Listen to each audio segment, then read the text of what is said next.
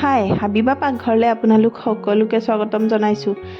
ঘৰৰ সৰল উপাদান কিন্তু সোৱাদ একেবাৰে ৰাজকীয় এই মাছৰ তৰকাৰীখন আজি আপোনালোকলৈ লৈ আহিছোঁ।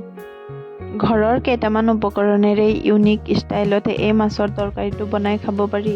শীতকালত গৰম ভাতৰ লগত এই মাছৰ তৰকাৰীটো খাবলৈ খুবেই অপূৰ্ব হয়। প্ৰথমে আমি 3 টুকুৰা বা 4 টুকুৰা মাছ লৈ ল'ম। আপোনালোকে যিকোনো ডাঙৰ মাছৰ টুকুৰা ল'ব পাৰে। এতিয়া এই মাছৰ টুকুৰাকেইটাতে সৰু চামুচেৰে আধা চামুচ হালধি গুড়ি, আধা চামুচ জলকীয়া গুড়ি আৰু আধা চামুচ জিৰা আৰু ধনিয়া গুড়ি দি লগতে পৰিমাণ মতে নিমখ দি হাতেৰে মাছৰ মছলাখিনি ভালকৈ মিহলাই ল'ম। মাছখিনি 1 মিনিট সময় ৰেষ্টত থৈ দিম আৰু এইফালে মাছখিনি ক্ৰিস্পিকৈ ভাজিবলৈ এটা পেন বহুৱাই ল'ম। পেনটো গৰম হ'লে ইয়াতে দি দিম সৰিয়হৰ তেল আৰু তেলখিনি ভালকৈ গৰম হ'লে ইয়াতে দি দিম আগতে ৰেষ্টত থৈ দিয়া মাছখিনি। এটা এটাকৈ মাছখিনি পেনত দি এটা ছাইড ভালকৈ ফ্ৰাই হ'ব দিম। মাছখিনি ইফালে ফ্ৰাই হ'বলৈ দি এইফালে এটা বাতিত সৰু চামুচেৰে 2 চামুচ সৰিয়হ লৈ ল'ম আৰু সৰিয়হখিনি গৰম পানীতে ভিজাই ল'ম। আপোনালোকে মাছৰ তৰকাৰীটো যদি আগদিনা বনাম বুলি ভাবে তেতিয়া আগদিনাই এই সৰু চামুচেৰে 2 চামুচ সৰিয়হ নৰ্মেল টেম্পাৰেচাৰৰ পানীত ভিজাই থ'ব। লগতে লৈ ল'ম শীতকালত বজাৰত উঠা কেইটামান চব্জি, তাৰে ভিতৰত আলু, বিলাহী আৰু মটৰ লৈ ল'ম।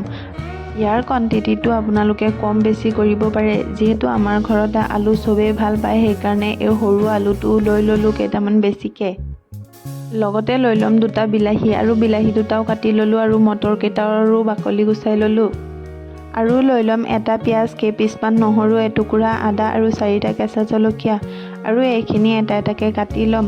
যিহেতু আদা আৰু নহৰুখিনি কাটি নিদিওঁ সেইকাৰণে এই আদা আৰু নহৰুখিনি থেতু কৰি ল'লোঁ। গৰম পানীত ভিজাই ৰখা সৰিয়হখিনি এতিয়া মিক্সিত গ্ৰাইণ্ড কৰি ল'ম। এটা কথা মন কৰিব যে সৰিয়হখিনি একেবাৰে পেষ্ট বনাই নল'ব।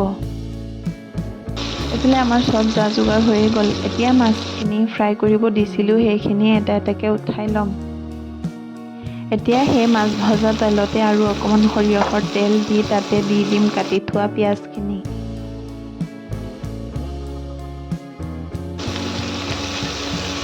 পিঁয়াজখিনি হেতাৰে অলপ লৰাই দিম আৰু যেতিয়া অলপ কালাৰটো চেঞ্জ হৈ আহিব তেতিয়া ইয়াতে দি দিম আগতে থেতু কৰি থোৱা আদা আৰু নহৰুখিনি। আদা আৰু নহৰুখিনি দি আৰু এবাৰ হেতাৰে লৰাই দিম যাতে তেলত আদা আৰু নহৰুৰ ফ্লেভাৰটো আহে। আদা, নহৰু আৰু পিঁয়াজৰ কালাৰটো চেঞ্জ হোৱাৰ পিছত ইয়াতে দি দিম আগতে কাটি থোৱা কেঁচা জলকীয়াখিনি। জলকীয়াখিনি দি আৰু এবাৰ হেতাৰে লৰাই ইয়াতে দি দিম সৰু চামুচেৰে এচামুচ হালধি গুড়ি, এচামুচ জলকীয়া গুড়ি আৰু 1.5 চামুচ জিৰা আৰু ধনিয়া গুড়ি। এতিয়া অকণমান পানী দি হেতাৰে এবাৰ লৰাই দিম আৰু মছলাখিনি ভালকৈ কুক হ'ব দিম।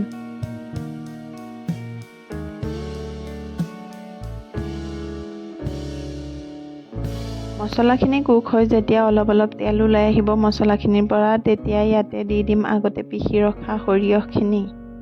সৰিয়হখিনিৰ লগত মছলাখিনি এবাৰ হেতাৰে লৰাই মিলাই দিম আৰু তাতে দি দিম পৰিমাণ মতে নিমখ। আৰু ইয়াতে মই দিছিলোঁ সৰু চামুচেৰে 2 চামুচ নিমখ আৰু নিমখ দি হেতাৰে আৰু এবাৰ লৰাই এটা ঢাকনিৰে ঢাকি দিম। ঢাকনি নোখোলাকৈ 1 পৰা 2 মিনিট সময় কুক হ'বলৈ দিম। মছলাখিনি 2 মিনিট কুক হোৱাৰ পিছত ঢাকনিটো খুলি হেতাৰে এবাৰ লৰাই তাতে দি দিম আগতে কাটি ৰখা আলু, বিলাহী আৰু মটৰখিনি। যদি আপোনাৰ হাতত সময় থাকে তেতিয়া আলু, বিলাহী আৰু মটৰখিনি দি হেতাৰে 1 মিনিট সময় লৰাই দিব, তেতিয়া খাবলৈ অলপ বেছি ভাল হয়। ইয়াৰ পিছত এটা ঢাকনিৰে ঢাকি দিম যাতে পাচলিখিনিত মছলাখিনি ভালকৈ সোমায়।